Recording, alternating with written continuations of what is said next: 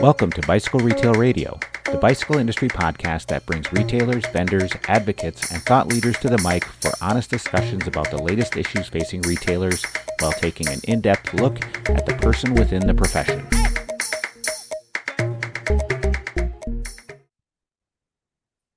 Welcome to the Flex. Today's version is our Retail Design Flex. It's our ongoing podcast feature focused specifically on store design, remodeling, re-merchandising, merchandising, all that good stuff. It's in partnership with MBDA Association member Fixture Lab. I'm Heather Mason, MBDA president. I've got Brian Hawkins on the line. Brian, hello. Hello. It's always a pleasure. Man, I am so pumped. I came into today saying we're sizzling because today's going to be a hot one, right, Brian? Man, it is going to be hot. Yes, it sure is. All right, listeners, Fixture Lab. If you have not heard of Fixture Lab, get out from under that rock. Fixture Lab has been in bike shop design and merchandising for years. You need Fixture Lab. Brian is a tremendous resource. Fixture Lab creates hardworking solutions for bicycle retailers every day, which has paid off big time for many shops around the country. Not just bicycle retailers, but running shops, fly fishing, other outdoor sports. They also design cutting edge retail spaces and store fixtures. So fixturelab.com, you can learn more. Yeah, Brian, you're doing good work. How's it feel to be such an amazing human? Told you, sizzling. I was just thinking while you were saying all that, what I'm doing while you're recording that is I'm doing what they always do on the live voting shows like American Idol or something, where they're talking about the person and the phone number you should call to vote for them. And the contestants back there doing like, head nod. So if you're listening and you want to actually see Brian's head bobble or my big smile, go over to our YouTube channel. You can watch this episode on the MBDA YouTube channel, and we'll link to that in the show notes. We do this once a month. It airs on the last Friday of each month. And what we're doing is we're taking questions from retailers like yourself and answering them on the podcast. It's really fun. And it's been, this is episode 4, right, Brian? I think so. Episode Sounds 4. about right.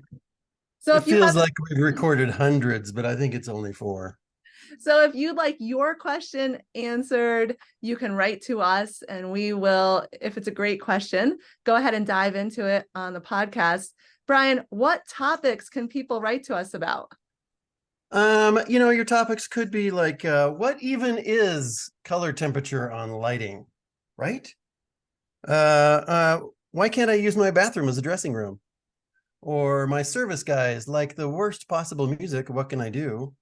Or maybe it's, my sign vendor is speaking a different language. Can you translate?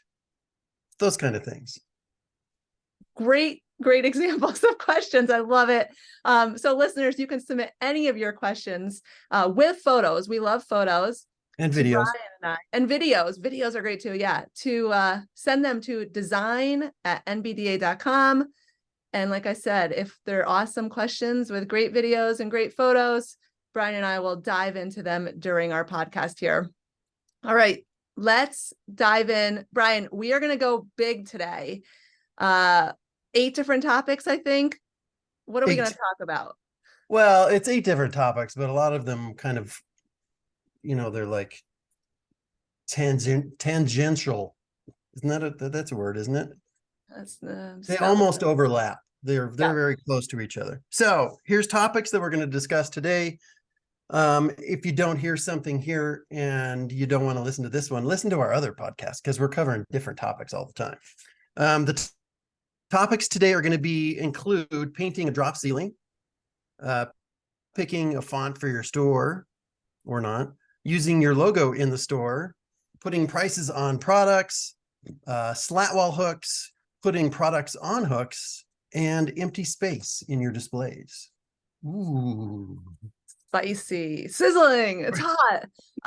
Brian, I forgot to tell you, and listeners, as Brian just mentioned, if these topics don't interest you, listen to the past ones, because our last flex, I had feedback from a retailer that said, thank you so much for what you and Brian did when we were looking at that store design, seeing how we could make better use of the space. In the last episode, I had a retailer who said, I didn't even realize that I had a problem and that I could get so much more space if I thought about my space differently in the service department. And he made big changes, and now he has a whole nother work stand-in and just extra storage. So we're changing people's lives, Brian. This is major, awesome stuff we're doing. Wow. I love Yes. I love awesome. that feedback. Actually, that's like goosebump feedback. It's great. All right, so we got a lot of topics. We better stop chatting and get into this. So here we go. Let's jump in. 8 questions for today, 8 chances for epicness. I'm going to jump in with first question. And it says, we want to change the ceiling color. Yes, in a perfect world, I would tear down the tiles, but that is expensive and the ceiling is really high. We are thinking of taking down the tiles and painting them. What should we do, and where should we go with this? What color, and all that other questions. All that. Painting a drop ceiling. So the basic question is, can you paint a drop ceiling? And it's actually a great question because I run into it a lot when we're redoing stores. A lot of times there is a drop ceiling and you want to do something that's prettier, better, supports the store better than that. Can you paint the ceiling? Yes, you can paint the ceiling. That's the great news. Every painter doesn't want to paint the ceiling, but you can paint the ceiling. Done it many times. So Heather, because I want to pull out all the stops. We've got a reputation to live up to here. I'm going to employ some visual aids. Are you ready? I'm ready. Here's our visual aids. This represents the ceiling grid that's in your store. You know, it's that metal grid that's hanging. This is going to represent a ceiling tile, right? So the ceiling tiles sit in the grid like that, right? Yes. Okay, so here's the tricky part, and why some people say that you don't want to do this is because, wow, the contrast, I should have used a different color board. The overlap here is the problem. So when you go to paint this ceiling, it is tricky to get this little edge here painted. So you need to make sure that you do that. It just, when you paint the ceiling, it's one of those jobs where you're probably going to have to go back a couple times to make sure everything's been hit. And I would recommend spraying versus rolling the ceiling, because rolling would be a pain in the butt. But if you can, spray it. I was going to say, can you go stealth mode and just put on one of those like alien suits and spray, right? Yes, absolutely. Well, that's the way that would be the ideal way to do it. These tiles also have a lot of texture to them typically. So it's, you have to kind of attack it from different angles to make sure that all the surfaces are painted, especially if you're going from like a white tile to a dark tile, which is most often what you'd probably be doing. So that's why people don't do it. The other thing is that once it's painted, this little thing here has a tendency basically to create a seal between the grid and the ceiling tile, which it's not always a bad thing. Like, you're not going to move 99% of those tiles ever, but you just want to be prepared for the future. If one of these tiles gets bumped and gets pulled askew, or if you need to move one to move a light or to get to a duct or something like that up there, or do wiring, there's always going to be a need to be able to touch up this edge here, because once that tile moves, you see it reveals what was behind it. And that's the problem, but it's not insurmountable. It's an easy one to deal with. So I also prepared this for you. Like, I found this picture online, which I thought was interesting. You could build a little really simple apparatus like this to help you push the tiles up as you paint them, which would eliminate that seal between the tile and the grid. That might be, this kind of looks like a pain in the butt if you got a lot of them to do, but it's a possibility. And then also another option would be to remove the ceiling tiles, leave the grid. That's something we've all seen before. Here's the devil in the details, though. When you remove the tiles, you're going to reveal what's behind it. And most often what's behind the ceiling grid is heinous looking. So you got to be really careful, because painting that ceiling above that grid is even a bigger challenge than painting the tiles and the grid itself. And Brian, then as far as the color, I was just going to say, go Brian, ahead. I love the images, but the one here of like the stilts putting the ceiling up, I mean, that just looks like danger to me. I mean, just. Well, you know, what's going to happen if those stilts, I guess they could fall down and hit you, but it's not really that bad. These No. tiles are super light and they're not going to fall out unless you really are working hard.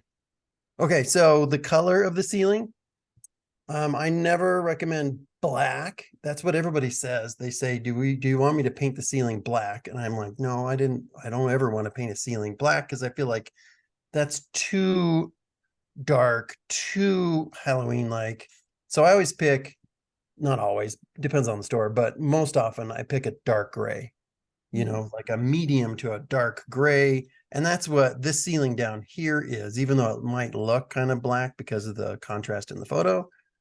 It's a dark gray, and that kind of, it plays well. And what you're trying to do with the darker ceiling is trying to draw your attention to what's down below versus what's up above, and the brighter, whiter ceiling with all kinds of things going on is kind of distracting. How's that? I think this is fantastic. It's a great question, some great answers. And if you're listening and you want to see these images, check out that YouTube link and you can see all the great photos. Okay, next question. It says, I have store colors I love. Should I have a store font? Great question. Yeah, really great question. Should I have a store font? Yes. Any other pictures? Anything more, Brian? Are we? Well, I don't have more pictures for this, but think about your font as an expression of the brand that you're trying to build as a store. Okay, so just like you're going to have a unique logo, that's important to you. Everybody knows the logo is important to your brand. And colors are important to your brand, just like this person said. The font in your store can be really, really important in terms of helping to communicate what's up with that brand. It's a great chance to express yourself somehow. Now, keep in mind, inside a store, it's not the place to go hog wild with the most creative, outlandish fonts in the whole world, because your main objective is legibility from a distance and helping customers through the space. So think about it that way. The easier you make the shopping experience for the customer, the better it's going to play for you. So definitely, I would select a font that supports your brand and use it on everything, not just the store. Use it in your ads, in your social media, in everything you do, so that you're building consistency. You want that repetition from kind of a media perspective. You want this to be a recognizable brand for your customers out there, and that's what you're hunting for. How's that? I love that. Thank you, Brian. Okay, the next question. 2 down. The next question is kind of on the same train of thought here. How often should our customers see our logo? And how else should we be using our logos and store colors? So let's talk about logos in the store. And I want to first say that the question about putting how many logos to put in your store isn't really the question. It's like, it's not just simply a matter of how many logos a store can or should have. The question's more accurately, what are your store's goals and needs as a brand? And how do the logos support or not support that? So like, for instance, are you trying to build awareness of your brand? Maybe you've got a brand new logo, brand new store, and you really want to ingrain that identity in your customers' minds. That's a great excuse for using more logos or consistently using a logo everywhere you go. Is it important for you to take ownership of your style of doing business? Like if you do something different at your store, most people feel like they do something different at their store. You want to take credit for that. You want people to remember where they saw that. And having a logo, it's not like it answers everything, but it does help support inside the mind of the consumer. It does, the things become linked together so that they remember, oh, that was Joe's Bike Shop that I saw that cool thing in. That's important stuff. Are you trying to draw contrast between what you and other stores in your area are doing? Like, are you surrounded by stores that really don't have their own identity? And would it stand out if you had your own really strong identity inside your store that the customers could enjoy and engage with? Those are great reasons to have logos. Brian, I'm so happy you brought this up, because I visit a lot of retailers, and sometimes when I'm in a store, I'll have a thought that comes up to me that's like, I don't even know where I am. So, I kind of along that same train of thought, right? You want people to know where they are. Yeah, totally. Well, you're in a unique position where you probably visit lots of shops, so in lots of different cities. So you're probably more inclined to wonder, where the heck am I, than the average consumer. And I don't think we have to worry about your average customer in the store forgetting where they're at, but it doesn't hurt to support where they're at. Like why not? Like, why not take credit for the stuff that's going on? Is it different? Is your store different than others in the area? Are you doing your own thing? Is this a local store and the others aren't really local stores, so we want to claim that? And, be thinking about everything you do with, like, it's like we're saying with the logo, this cool thing in the store is brought to you by Jim's Bike Shop, Sally's Bike Shop. You're just taking credit for stuff, and there's nothing wrong with that. So let me use an example here. This is from Bike Mart in Texas. I've helped them, and when you go through their store, you see a ton of logos. They're very, very proud of their brand, and they should be. It's a really strong, it's one of the best local bike shop brands in the country. They should really be proud of that, and they are proud of it, and they put their logo on things. And as you look around the store, you see a logo on category signage, on price tags, on forms that you fill out, anything. And I don't personally feel like there's anything wrong with that. Like, all right, Heather, here comes a quiz. You ready for the quiz? This is your pop quiz. What store is this picture taken in from? I want to go with Target, but I think I'm going to take a risk. I'm going to go Walmart. I didn't even contemplate the possibility of you answering wrong. Well, I'm really glad you didn't stick with Target. I mean, that would have been a terrible answer, and it would have blown my whole story. But since you did land on Walmart, it is Walmart. Okay, so now look at what's going on here. They have this little mark here, right? That's essentially a logo. It's not their whole logo. Take note of that. Maybe your logo has an element like this that could apply, where you could use an element of your logo that's very recognizable throughout the store, and you don't have to repeat the whole logo. That's an interesting thought, right? Brian, I love this photo specifically because something is for sale for 28 cents. I looked at the same thing, like, well, and how could the things on that shelf be really, it looks like cup of noodles or something. How could they be really 28 cents? Sorry. And if they are 28 cents, then how come people aren't like over there with a shopping cart, just like that's not empty. just plowing the whole thing right into their cart? I don't know. But anyway, you're distracting me. Okay, so there's the logo up there. There is also that same little logo thing happening behind the pricing there. And as you walk around that store, there's going to be millions of other logos. Now, Heather, have you ever walked through? Oh, hold on. This is not, there we go. Have you ever walked through Walmart and thought, oh my gosh, there's so many logos, I can't come back here anymore? No, I've never. Oh, it never occurred to you. Like, if you see too many logos, you just ignore them. It's okay. But you know where you're at. So I don't think there's any problem.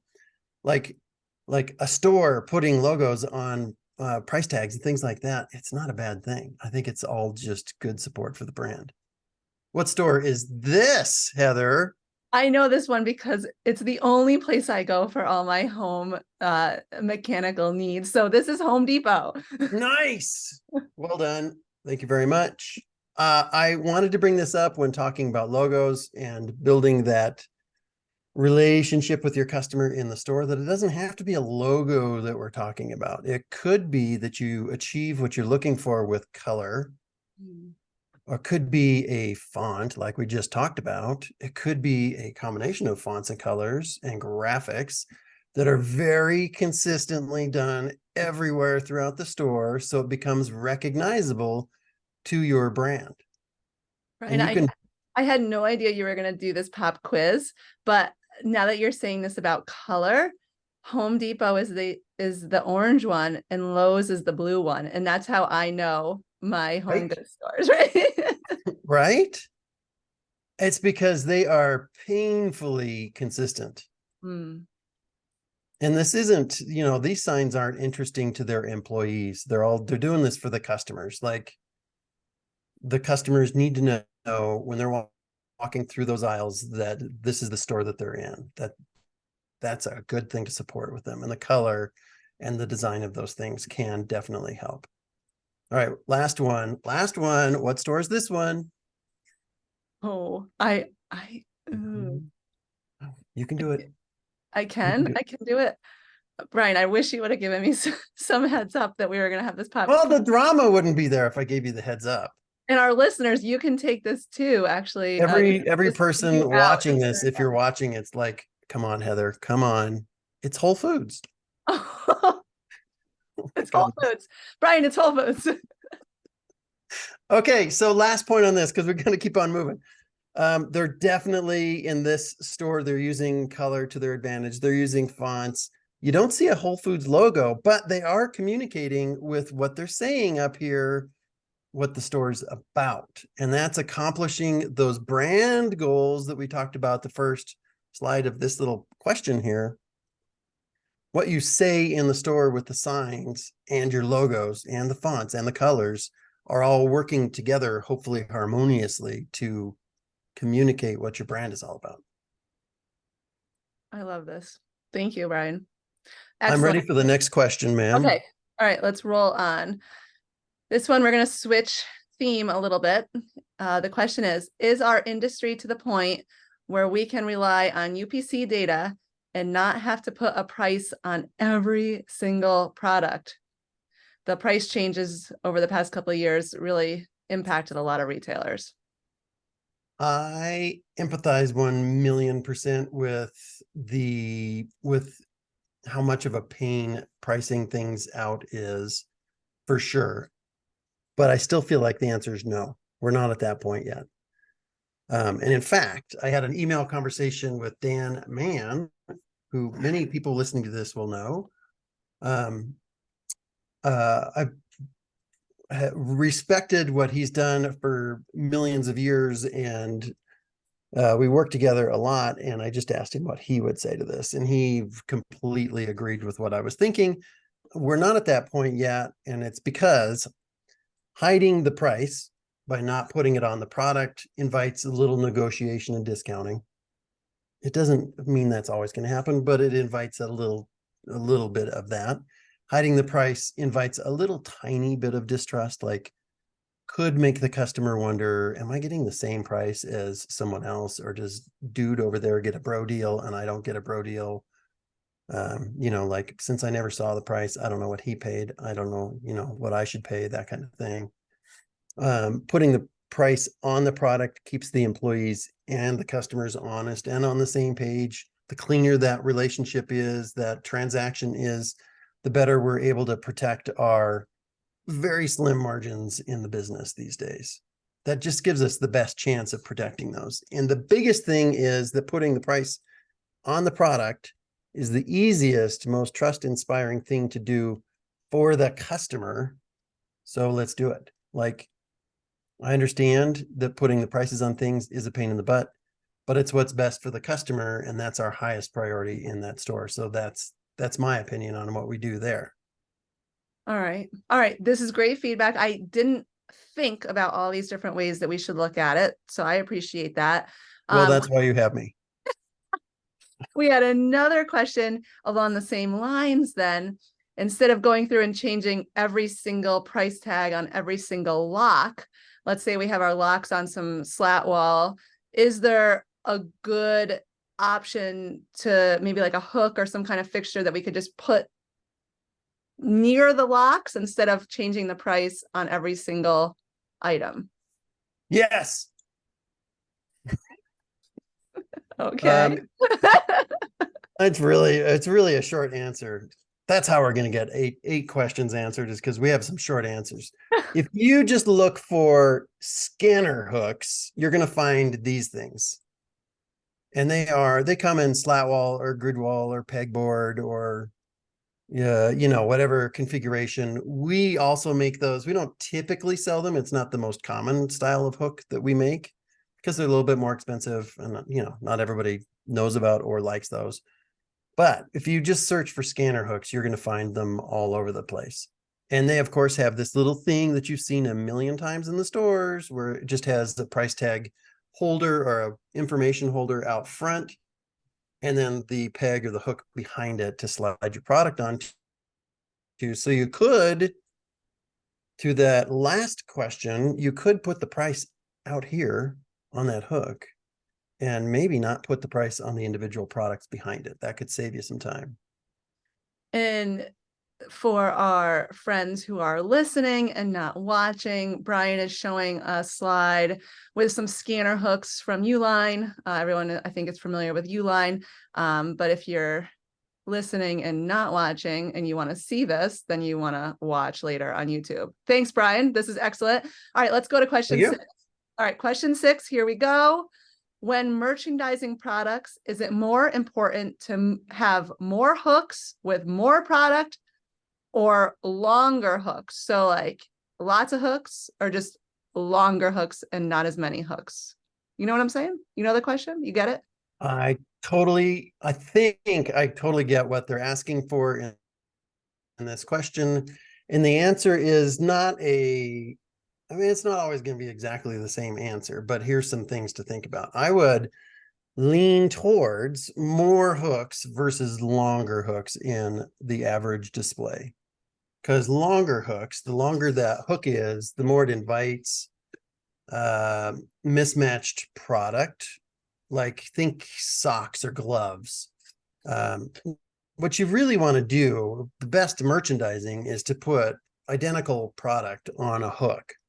And if you have enough space, you can do things like a hook of large and a hook of medium and a hook of smalls, and you've broken out the colorways and things like that. So it organizes this presentation as much as humanly possible. A longer hook has a tendency to invite different things to be placed on the same hook, which isn't as customer friendly, a little bit tougher to shop.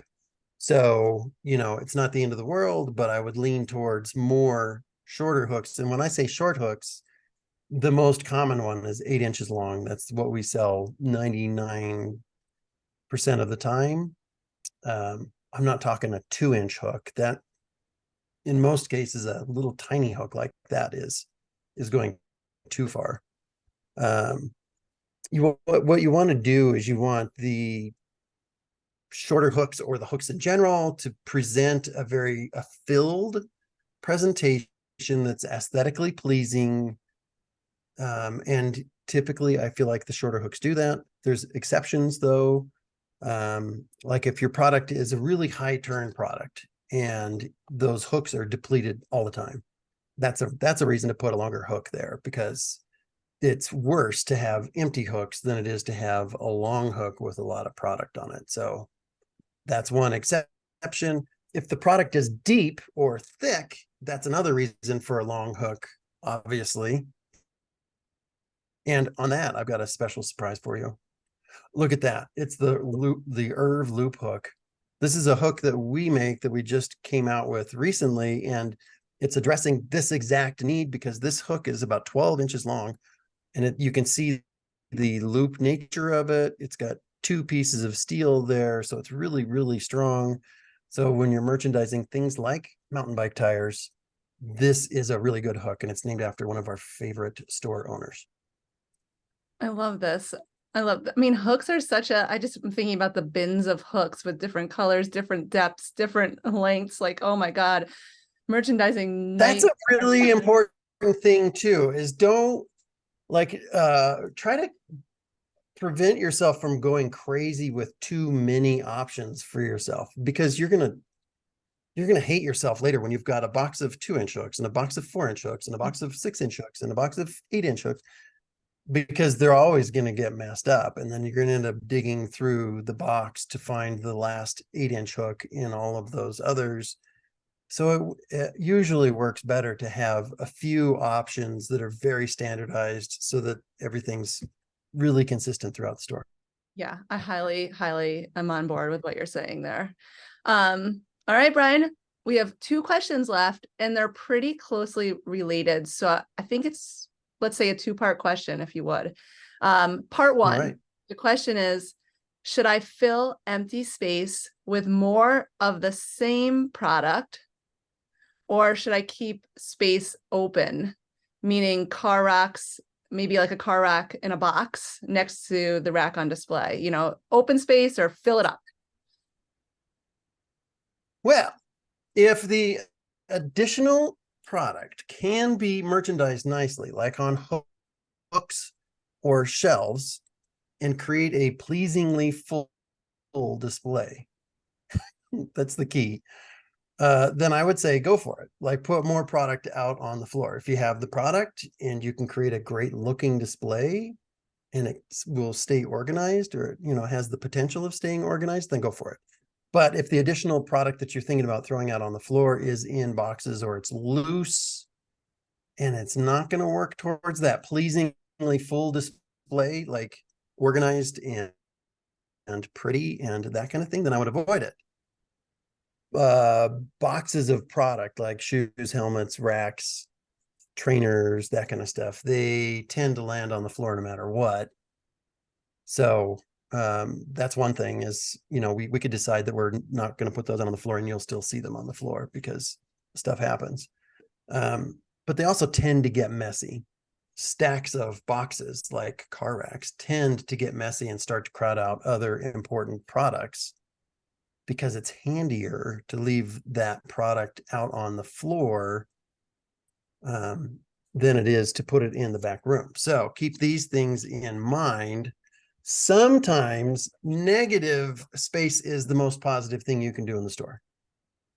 Heather, think about the best looking, just the cream of the crop retail store out there that you walk into, and I 100% guarantee you that they're using negative space in a very positive way.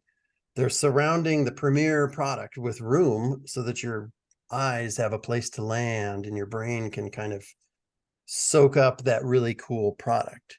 If they just jammed in every product they could possibly get in there because they simply have a little bit of room, they would be defeating their own purpose. Mm-hmm. So think about the negative space in your store in a very positive way, and think about how to deploy that negative space rather than trying to fill that space. Make sense? I'm with you 100%. Yep. Okay. Last thing I want to say on this is there's people thinking while we're talking about this that I'm saying that anytime you want to put a box on the floor, it's a bad thing. And I'm absolutely not saying that. I think it's kind of like, it's football season. So, the question might be, do you win games by running the ball, or do you win games by passing the ball? And the answer isn't either one of those. You got to have a combination. Even if you lean heavily towards one or the other, you have to have a combination. Boxes and products like that on the floor, I'm not saying that putting them out on the floor is always a bad thing. If it's a high turn product and if it helps the efficiency of the store to have those out on the floor, then that's a great thing to have out on the floor, as long as you keep them organized and good looking. So I think usually stores that have helmets is the best example. They have 20 helmet SKUs on display that show all the models. The ones that are the most self-serve, the ones that are the most common, they have those in boxes on the floor because those are ones that customers can actually just pick up and go to the register with, which leads to our next question. It does. And I like the football analogy. And I did have an answer queued up, just so you know. And I was thinking the same thing you were. It just depends. So just wanted to throw that out there, Brian. It's noted. Hold on. I'm making a note. Heather had the answer. All right. Okay, here we go. It's been noted. Thank you. You mentioned helmets, you mentioned shoes, I think in the earlier slide, we talked about car racks. Is there, what products then should we display and what products should be in back stock out of sight? Is there a general guide or rule of thumb? Well, there are questions that we should ask when making the decision about whether to put them out on the floor. Like, is the extra product that you're going to put out on the floor, on the sales floor, handy for you, the employee, or is it handy for the customer? Think car racks.